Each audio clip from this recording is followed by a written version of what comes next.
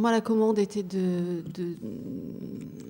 d'aborder la question des procédés d'écriture, donc modalité d'écriture de la critique en danse, et que c'est donc parce que c'était ça la commande que j'ai osé écrire mon texte, que je vais donc lire, ce qui n'est pas dans mes habitudes, et j'espère que ça sera quand même audible. Voilà, je considère donc avoir quitté la pratique de critique en danse il y a à peu près une dizaine d'années, au moment où j'ai non seulement suspendu la production d'articles, mais aussi l'enseignement de l'analyse des œuvres au département de danse de Paris 8. C'est donc à partir d'un regard rétrospectif que je présenterai un aspect très partial de ce qui a été mon travail critique, la partie du processus du regard et de la prise de notes. Donc vraiment, pas l'écriture publiée, mais l'écriture avant la publication. Donc dimension d'abord privée de mon travail en solitaire, qui est cette notion de solitude sur laquelle on est beaucoup revenu hier. Donc, dimension d'abord profondément impensée et intuitive, qui s'est ensuite étendue sous forme d'atelier dans mes cours d'analyse d'œuvres et que j'appellerai « regard d'écrire ». Voilà, je dirais que j'ai suspendu cette pratique critique, qu'il se trouve que je suis en train d'y revenir. Donc, c'est pour ça que je trouve que c'était une bonne idée d'organiser ce colloque. Emmanuel, merci. Et que j'y reviens aussi soutenu dans ce retour par les doctorantes qui travaillent avec nous à Paris 8 et dont certaines, comme Pauline Le Boulba ici présente, travaillent elles-mêmes sur cette question de la critique. Et que donc d'une certaine façon, je profite de leur travail. C'est à ça que sert la direction de recherche, comme chacun sait. Donc on va passer à diapo 2. Donc, à partir de ce rétro-regard, je vais essayer de raconter deux moments ou deux phases de cet atelier Regard d'écrire. La première serait l'écriture du perceptif, qui est une forme de travail sur la description. Je ne vais pas m'étendre sur la description, mais je considère que c'est une forme de travail sur la description. Un deuxième aspect qui est l'attention aux voix, au IX, qui serait une forme de fiction perceptive. Et dans un dernier temps, j'essaierai à partir de là de réfléchir sur la pensée de l'œuvre et l'éthos critique qui ont présidé ou résulté de ce double processus également délirant. Voilà, donc il existe une doxa encore assez tenace, il me semble, qui veut que la danse échappe au langage et relève de l'indicible. Derrière cet indicible me semble se cacher trois sortes d'opacité bien différentes. La première opacité ne concerne peut-être que moi. En tout cas, c'est celle qui m'a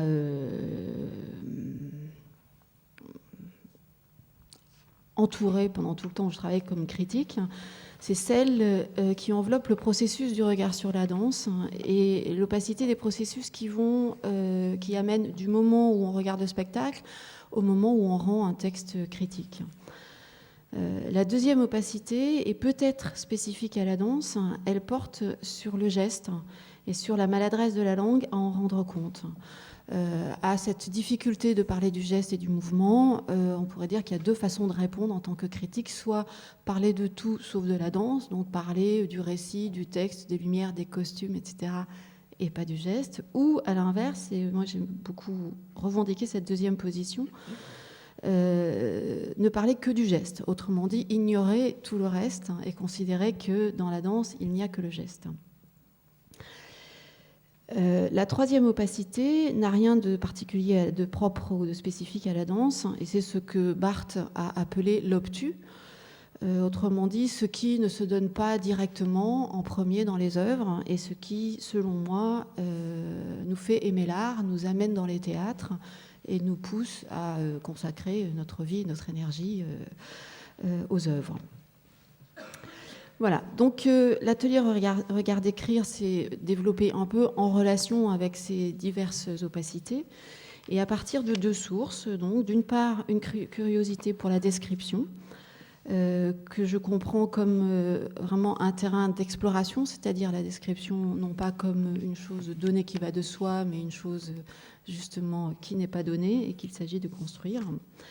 Et d'autre part, le domaine très privé que j'imagine que tout critique construit au fil du temps, à savoir les façons de prendre des notes, les mémotechnies, les bricolages, les modalités d'association, les objets, le carnet, le stylo lampe, la tablette, les rythmes. Est-ce qu'on écrit pendant le spectacle, juste après, la nuit, bien plus tard? Est-ce qu'on procrastine? Est-ce qu'on se met en retard sur les deadlines, etc. Donc cet atelier, je l'ai vraiment d'abord développé pour moi-même et ensuite, quand je l'ai partagé, je l'ai vraiment nourri de mes propres pratiques, disons, de cuisine. Diapo 3.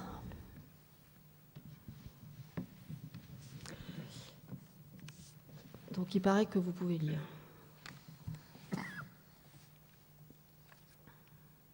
Voilà, donc je ne vais pas lire ce qu'il y a, vous pouvez enfin, ce n'est pas d'une importance capitale, mais disons que ce que vous voyez sur cette diapo, ce sont quelques exemples de jeux autour du regard.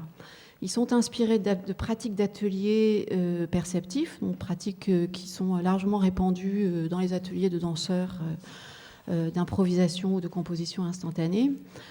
Et ces premières séries de jeux mettent au premier plan l'activité du regard, sa nature active et fabriquée plutôt que naturelle. Ils témoignent aussi d'une approche qu'on pourrait dire formaliste, qui considère le geste du danseur comme celui du regardeur dans leur dimension matérielle. Ils ont enfin le mérite de relativiser le regard, faire apparaître ses variations en tant qu'objet indépendant, faire apparaître ces variations et imposer l'idée que ce qu'on voit, ce n'est pas l'œuvre en tant qu'objet indépendant, mais la relation que l'on instaure avec elle. Donc, regarder, écrire. Une deuxième sphère de jeu dans regarder, écrire concerne la prise de notes. Qu'écrivons-nous lorsque nous prenons des notes, mollement ou compulsivement, dans les gradins des théâtres? J'avoue que j'adorerais pouvoir lire parfois les carnets des autres. Diapo 4.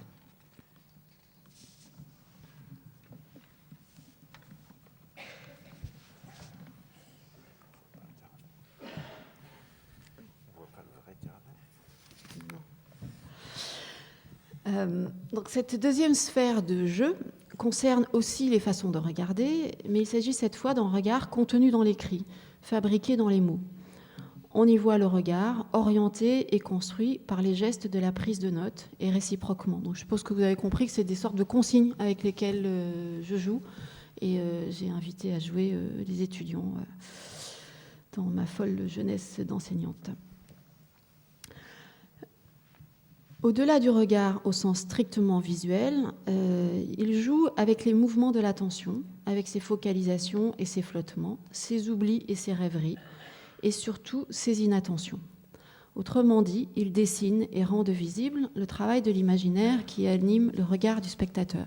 Quand j'ai commencé comme critique à mes tout débuts, j'étais totalement angoissée par l'impression, qui n'était pas qu'une impression, que mon attention flottait énormément, que donc j'allais rater des moments du spectacle et que donc j'allais être une critique incompétente et irresponsable. Ce qui a peut-être été le cas, mais en tout cas, ce n'était pas sereinement que je me considérais comme telle.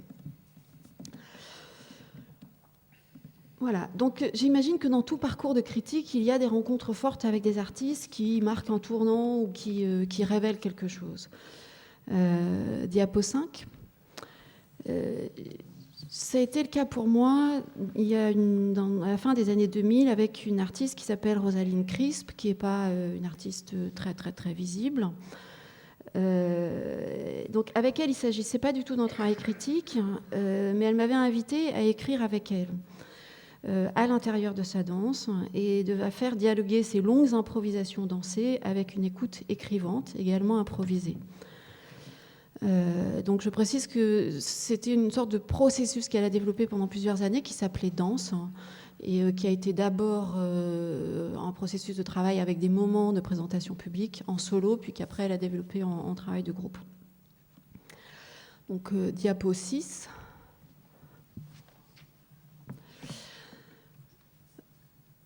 Donc sur cette diapo, vous avez des exemples de consignes qu'on avait distribuées en guise de feuilles de salle aux spectateurs d'une présentation publique dans un contexte hautement alternatif, comme vous pouvez l'imaginer. Alors, Je ne crois pas à des frontières nettes entre les manipulations perceptives, regarder comme ceci ou comme cela, regarder ce qui existe, regarder ce qui se passe, et l'activité imaginaire du regardeur. Regarder Rosalind Crisp a mis en évidence cette façon particulière de me relier à la danse, où la pensée du geste passe par un déplacement des sujets de l'action, et où la multiplication de ces sujets ouvre à de véritables conversations entre fragments de corps, partenaires invisibles. J'ai par exemple beaucoup écrit sur les animaux que je voyais danser avec elle, et il n'y avait que moi qui les voyais. C'était pas encore la mode des animaux sur le plateau.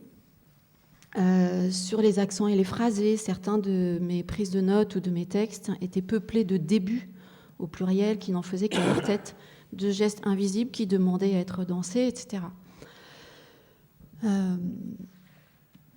Diapo 7.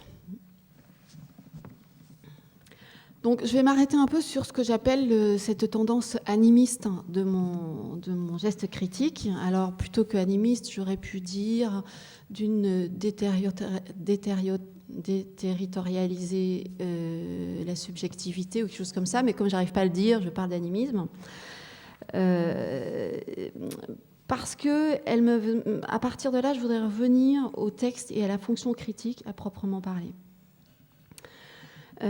Parmi les diverses sources que je pourrais retracer pour cette, pratique animiste, il y a une rencontre bien antérieure avec un autre artiste dont l'esthétique est aussi différente qu'on peut rêver du travail de Rosalind Crisp, qui est Mark Tompkins, que certains d'entre vous connaissent peut-être un peu mieux, avec qui j'ai eu des années de collaboration assez intenses à la fin des années 90. Donc, j'ai particulièrement accompagné un programme qui s'appelait Hommage, qui était composé de 4 solos qu'il avait créé entre 89 et 98, et donc il a composé en un seul programme à la fin de cette période, et qui étaient donc 4 solos en hommage à Nijinsky, à Harry Shepard, qui était un danseur et qui avait été son maître à danser en quelque sorte, et aussi son compagnon, et qui était décédé, Joséphine Baker et Valeska Gert. Donc les danses de Tompkins en général, et celle-là en particulier, sont habitées de corps et de gestes hétérogènes, de genres esthétiques aussi, de styles de danse hétérogènes. Et j'avais pris l'habitude d'y regarder à la fois la danse de Tompkins lui-même et celle de nombreux fantômes qui me semblaient partager le plateau avec lui. Il les a énormément tournés et je les ai énormément regardés, sans jamais avoir l'impression de les épuiser. Cet usage de soi, en tant que spectatrice, faisait écho à mes échanges avec lui, conférences à 4 mains, écriture de textes pour des dossiers, discussions avec les interprètes durant les périodes de création, participation à des laboratoires artistiques, etc. etc. Donc, conduite à parler et à écrire sur son travail, je savais que ma pensée, mes idées, mes discours étaient autant les miens que les siens, ceux des interprètes de la création en cours, des équipes d'accompagnement, et de tous ceux qui étaient embarqués autour de Tompkins à ce moment-là. Ça pensait, ça se pensait, avec moi, avec lui et entre nous. Des affects puissants me reliaient à ces 4 solos, et avec eux, j'ai appris à regarder à plusieurs voix, écouter des dialogues fantomatiques et admettre un mode de regard plus secret qui consistait à animer les choses et les gens, et qui probablement m'accompagnait depuis l'enfance, mais que je n'avais évidemment jamais, auquel je n'avais jamais donné autorité dans ma pratique critique.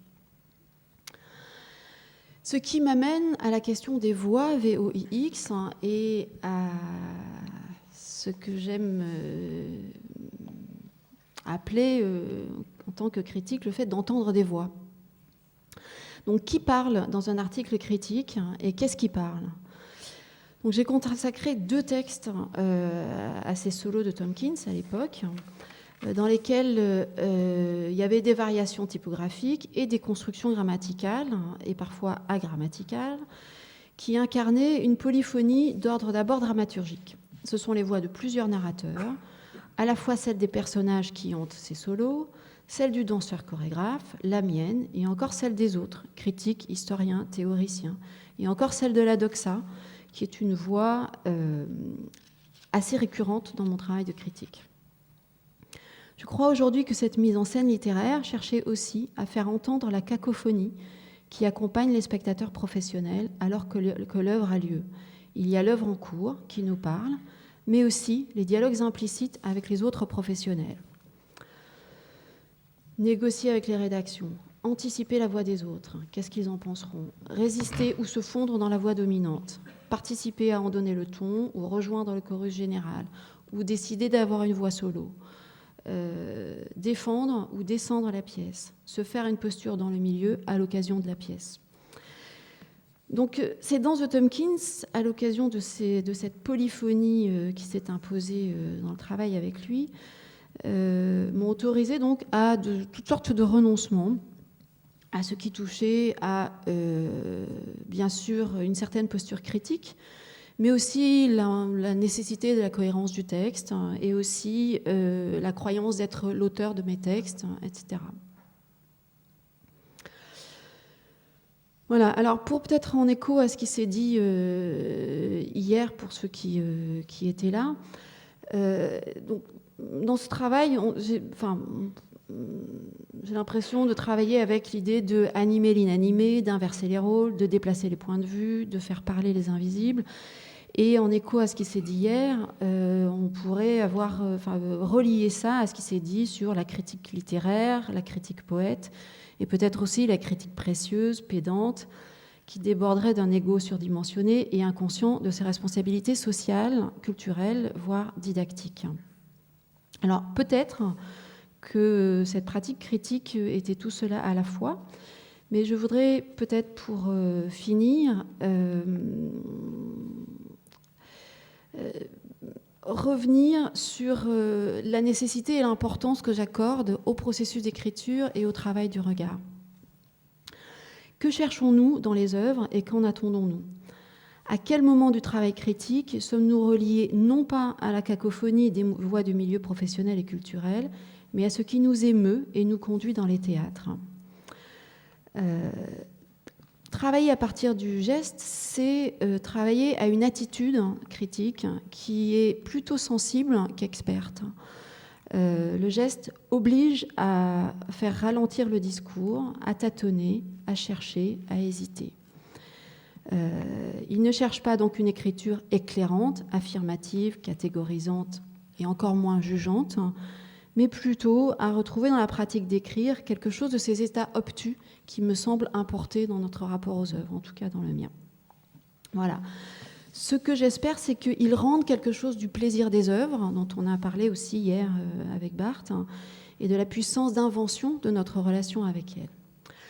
Donc je vais m'arrêter là pour laisser un peu de temps à la discussion. Peut-être dire simplement que ce qui m'importe dans le travail critique, ce qui m'a apporté dans le travail critique, c'est vraiment non pas de trouver un mode d'emprise sur les œuvres, mais à l'inverse peut-être de me laisser prendre. Et que si je reviens au travail critique aujourd'hui, ou si je me prépare à y revenir plus exactement, j'aimerais revenir avec une attitude qui serait plutôt autour des questions de Fabre Saada, autour de la sorcellerie. Et on va peut-être finir avec la dernière diapo. C'est-à-dire espérer des œuvres, qu'elles soient des pratiques sorcières, espérer des artistes qui puissent être un peu chamans et des critiques qu'ils veuillent bien être affectés et se mettre sous l'emprise des œuvres. Voilà, et je m'arrêterai là.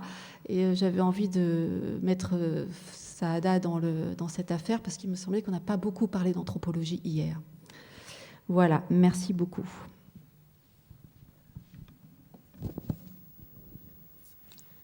Merci Isabelle. Je suis très touchée pour ce que vous avez parlé sur votre atelier regard écrit. Le processus m'a beaucoup intéressée. J'espère peut-être qu'on aura l'occasion d'en parler et peut-être on va essayer de faire ça avec mes étudiants à Bahia. Hein. Je suis vraiment intéressée pour ça. Eh bien, est-ce que maintenant je passe la parole à la salle? Est-ce qu'il y a des questions parmi nos collègues aussi à table?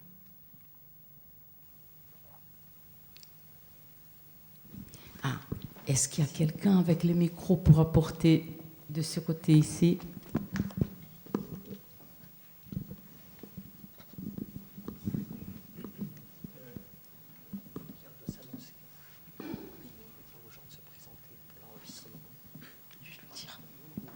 Oui, c'est vrai. Si vous pouvez juste vous présenter avant, comme ça pour. Il faut appuyer. C'est bon? Vous appuyez sur le bouton. Oui.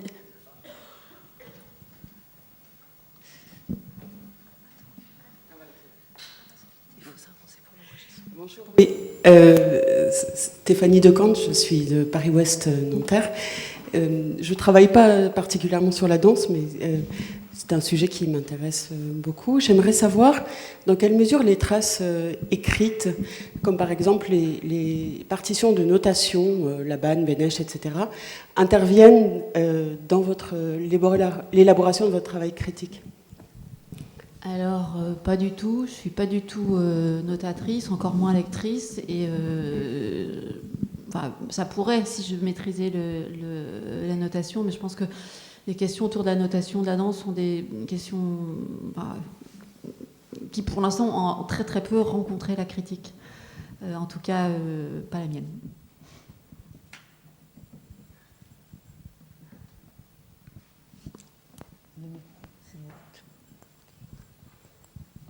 Bonjour, Monique Charon. Je me suis pendant un certain temps occupée de chroniques culturelles, chroniques dramatiques. Je me demandais si vous dessiniez les danseurs. Pas du tout. Je suis un cancre. Je suis plutôt. J'ai un gros handicap graphique. Donc non, je travaille vraiment avec l'écrit, avec les mots, les questions et les réponses. Alors, ce qui me semble aussi très important, que ce que vous évoquiez tout à l'heure, c'est le cheminement que vous avez eu avec des artistes. Je pense que c'est vraiment, cet accompagnement que vous avez eu, c'est une façon d'être à la fois au plus proche de l'œuvre, mais aussi de la sensibilité du créateur. Et je pense que c'est là que se joue, un partage d'émotions artistiques. Je pense que c'est une question qui a été beaucoup évoquée un peu en filigrane, mais souvent hier. C'est-à-dire que la question de l'intériorité ou l'extériorité du critique au monde de l'art, et les différents positionnements. Moi, j'ai jamais cru à la distance critique au sens d'un garant d'objectivité. Je me suis plus reconnue dans ce que Dominique Vaugeois a évoqué hier matin, c'est-à-dire l'idée d'une juste distance. Une juste distance, c'est une distance qui est celle dont on a besoin. Donc voilà. D'où l'idée d'être affecté aussi.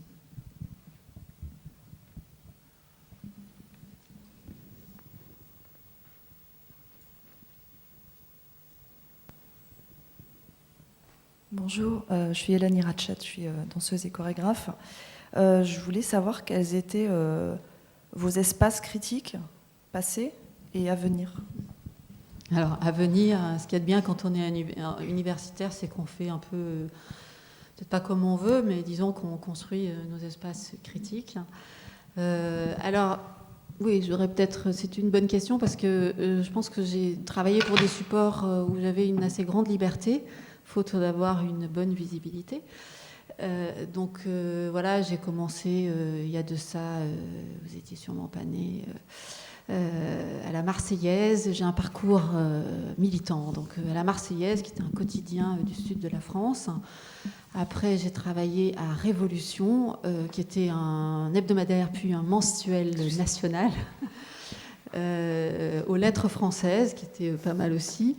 Et voilà. Et puis après, j'ai eu un passage dans un quotidien, La Croix, qui est un souvenir, voilà, où c'était le moment où les rubriques culturelles, y compris à La Croix, commençaient à s'effriter pas mal. Et c'était moins drôle. Mais ce qui était drôle, c'était de voir comment mes places réservées dans les théâtres se sont radicalement recentrées quand je suis arrivée à La Croix, qui est un quotidien national. Révolution, on était un peu sur les bords.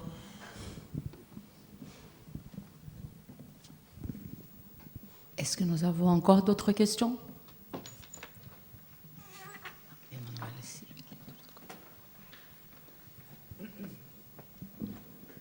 Merci.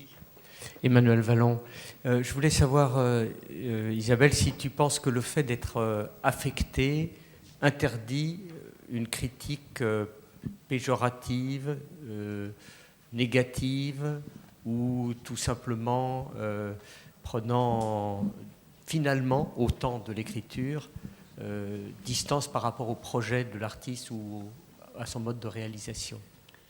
Alors, je crois pas. Je peux dire avoir vécu des expériences de grande colère.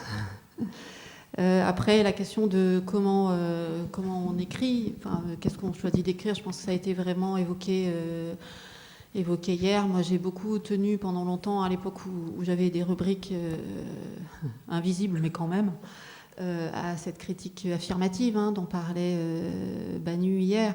C'est-à-dire qu'effectivement, j'avais pas suffisamment d'espace critique pour me permettre de gaspiller mes espaces avec des gens qui m'intéressaient pas. Ça m'est arrivé de monter au créneau sur des pièces dont je trouvais qu'elles étaient... que justement, leurs effets sur les affects et sur la sensibilité devaient être discutés. Ça m'est arrivé, ça m'a pas toujours rendu service d'ailleurs. Après, peut-être que ce que j'aurais à dire de plus spécifique là-dessus, c'est que je pense que les pièces sur lesquelles j'ai vraiment voulu travailler, c'est-à-dire que, particulièrement au moment où je suis devenue universitaire et où donc j'étais moins tenue à l'actualité, à répondre à des commandes des rédactions, etc. aussi, donc je choisissais vraiment mes objets. Souvent, les objets que j'ai choisis, ce sont des objets qui me posaient problème, dans le sens où je percevais une sorte de conflit ou de tension entre les affects qui soulevaient pour moi et les concepts que j'avais à ce moment-là de la danse, de l'actualité. Je pense à une pièce, par exemple, de Marie Chouinard, dont je ne connaissais pas le travail, que j'ai découvert quand elle est venue en France il y a un certain temps, et où vraiment, ou à Elisabeth Streb aussi, qui est venue une ou deux fois en France et qui n'a plus jamais été réinvitée, à mon grand dépit, où vraiment je sortais avec un sentiment de grand malaise parce que précisément je ne savais pas ce que j'en pensais. Et ces pièces-là m'ont intéressée parce que précisément elles proposaient ce que j'attends un peu des œuvres, c'est-à-dire de sortir en ne sachant pas, précisément.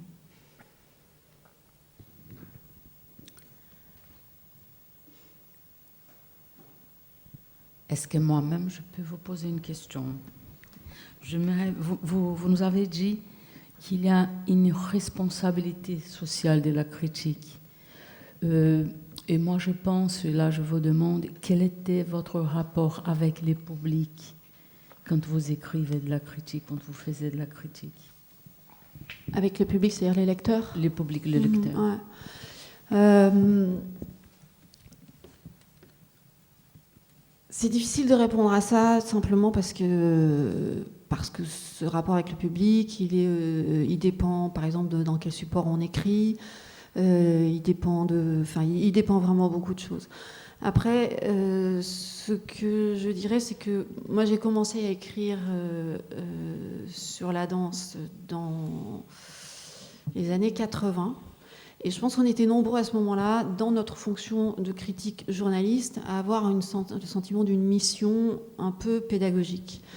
La danse était vraiment en crise de reconnaissance, de compréhension. Les programmateurs n'arrêtaient pas de dire que leur public n'était pas prêt. Et donc, nous, on se sentait la mission de préparer le public à aller voir de la danse afin que les salles se remplissent et que donc les spectacles de danse aient légitimité à être programmés.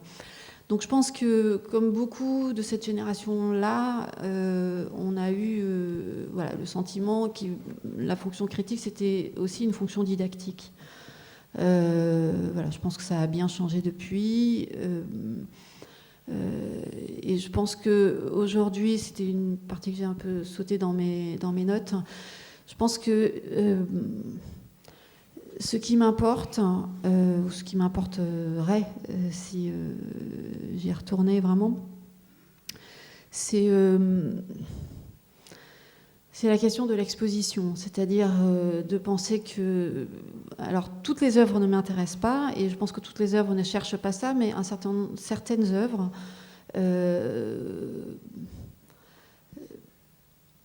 voilà, exposent quelque chose que j'ai appelé là l'obtus, mais qu'on a appelé hier l'impensé ou l'inconscient, etc.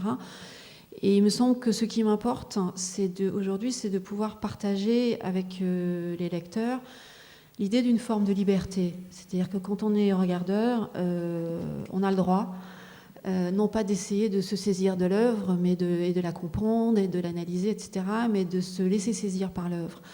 Et peut-être que ce que j'aurais à défendre aujourd'hui en tant que critique, c'est cette position-là, c'est-à-dire non pas transmettre en savoir ou en discours d'autorité sur les pièces, mais plutôt partager une autorisation à délirer, qui me semble aujourd'hui quelque chose d'important à défendre.